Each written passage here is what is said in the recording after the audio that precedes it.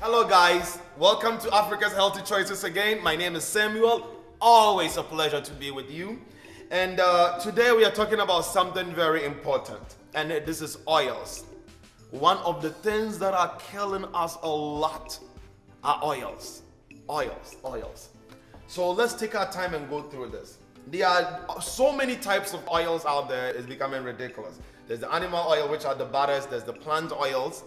And many years ago, just about 50 or so years ago, we discredited animal oils because they had too many trans fat, they had too many saturation in it. And then there came the vegetable oils. The vegetable oil meaning the plant oils, which were not so saturated. That means saturated means it has too many, the chemical structure is too rigid, or it is too hard. When it gets in the cell, it disrupts it and brings along a lot of diseases. So everybody went to vegetable oils. And then came these seed oils. So plant oils, you can pretty much get oil out of any plant. You can get oil out of any plant. But it depends on where you are getting it and how you are getting it. I have these oils here. This is the mazola oil, the corn oil. And this is a vegetable oil, which is actually, if you turn the back, it is soya bean oil. And then there's the pure canola oil. Now, my brothers and sisters, the seed oils are not good. These are not natural oils. These are artificially manufactured oils. Take something, for instance, corn oil. We use a lot of corn in Africa or wherever we came from. And whenever have you done, say, banku or kenke and all of a sudden seen oil on top of the cocoa or the banku? It never happens. How are they then getting the oil? Or take something compared to something like peanut. The minute you put the peanut on fire, you get a nice form of oil on top because the oil is in there, highly concentrated, and it's in there. Corn is not a meaningful source of oil, so how is the oil being obtained? And I want to tell you that it goes through a rigorous process.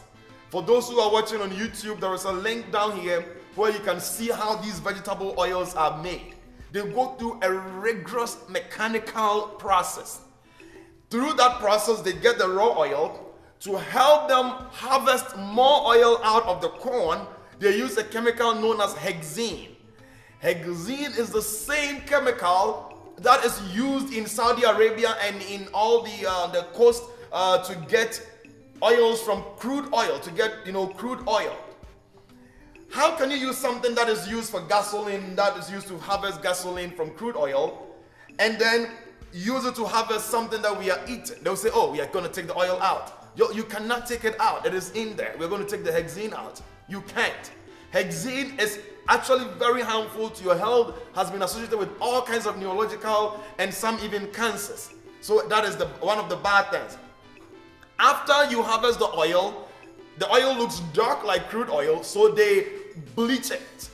They take it, then you see all of this. This is a Discovery Channel tube, Discovery Channel video, where they actually tell you that these oils are bleached. So this nice fresh color you are seeing, that is not from the corn or the soya bean. That is from the bleaching. After it is bleached, it stinks. So what do? They deodorize it. So what you end up with is a lab manufactured oil that is absolutely not good for you.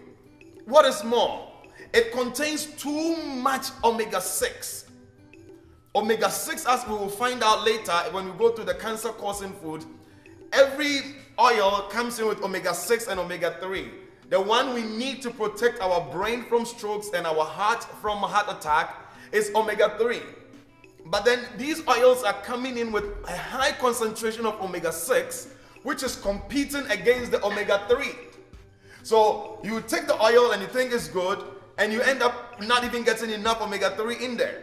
Or you eat it with fried fish, which contains a good source of omega-3, but because you are using these oils, you are going to compete the omega-3 with the omega-6 from here. Not a good idea. So my advice, absolutely stay away from these oils. I'm going to put them, including canola oil. Canola oil looks really good on paper, but it is not the best oil. So I strongly advise against canola and all of this. I have recommended canola in the past because it looks good. Not anymore. It's still a vegetable oil from Canada. It's actually from the seed called the rape seed. I don't know why you came up with the name of a seed called rape. They are so bad, I want to get them off the table. And then I come to the oils that I recommend. These are all natural oils. This is the coconut oil, this is the peanut oil, and this is the olive oil.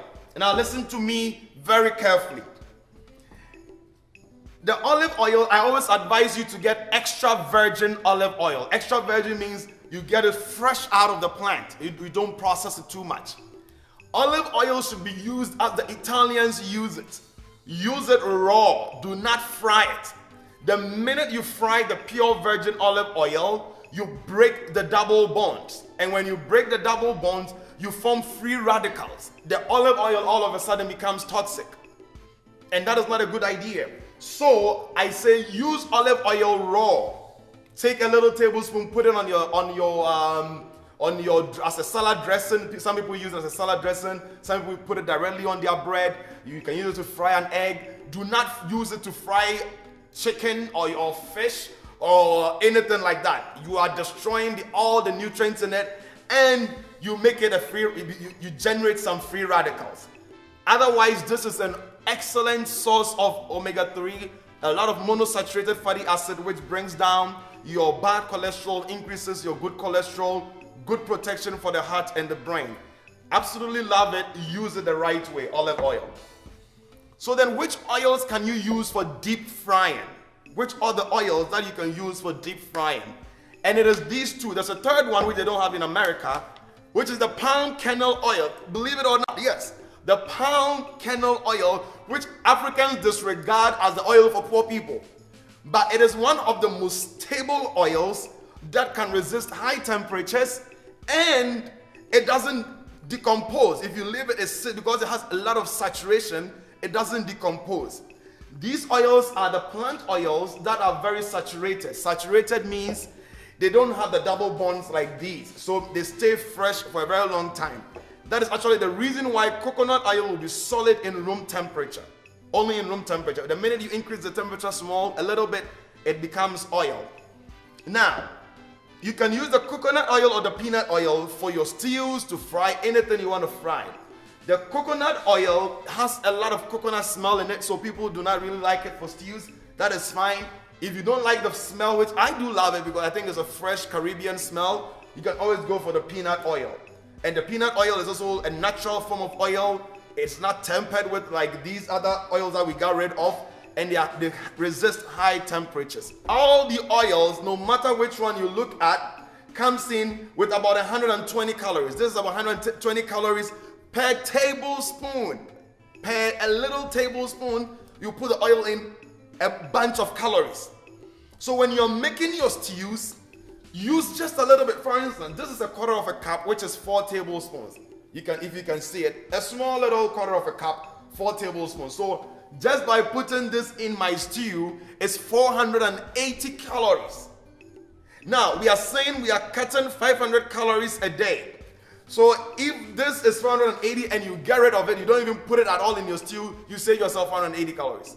If you put just 2 tablespoons, you save yourself 240 calories. 240 calories is me on the treadmill for 24 minutes, me walking for about an hour and 10 minutes. That is not acceptable. So always make sure that you are using a really little amount of oil.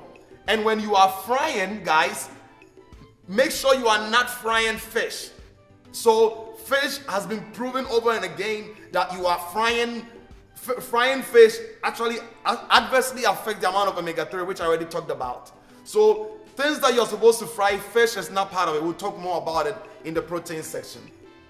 Africans love to have their oils in the saucepan, keep it in the oven, and then when Akwesi wants to fry the plantain, they use it. This oil is in there for 2-3 months.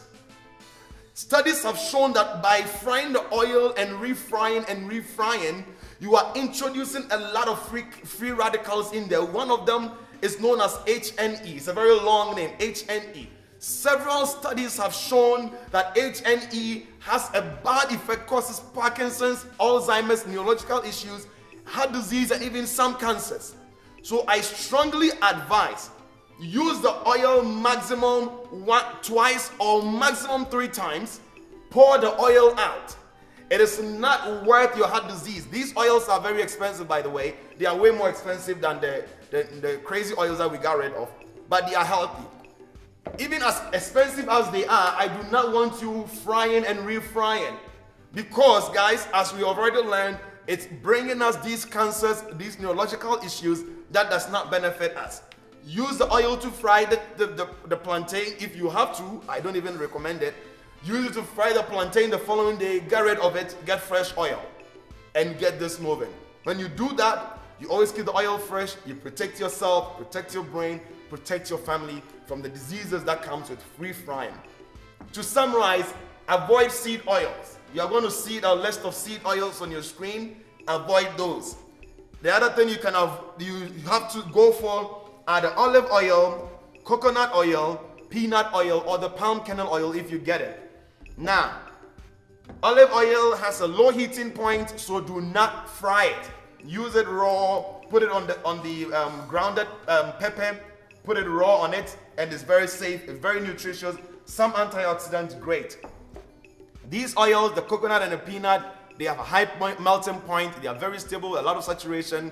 They can resist heat, and they can have a long half-life, so it stays fresh for a very long time. Use it for deep frying, selective deep frying. If you want to use it for stew, use just a little bit. Use a little bit, because this little cup here, which is 4 tablespoons, is 480 calories. 1 tablespoon is 120 calories. That is the summary. That is it for oils. Thank you very much. As always, I want you to, as I always say, like this page, our Facebook page. You can subscribe to our YouTube page so you can get future videos. If you want to get the entire video set on DVD, I say go to our website, africashealthychoices.com. You can get the entire DVD set. Thank you again. God bless you. I'll see you in the next video.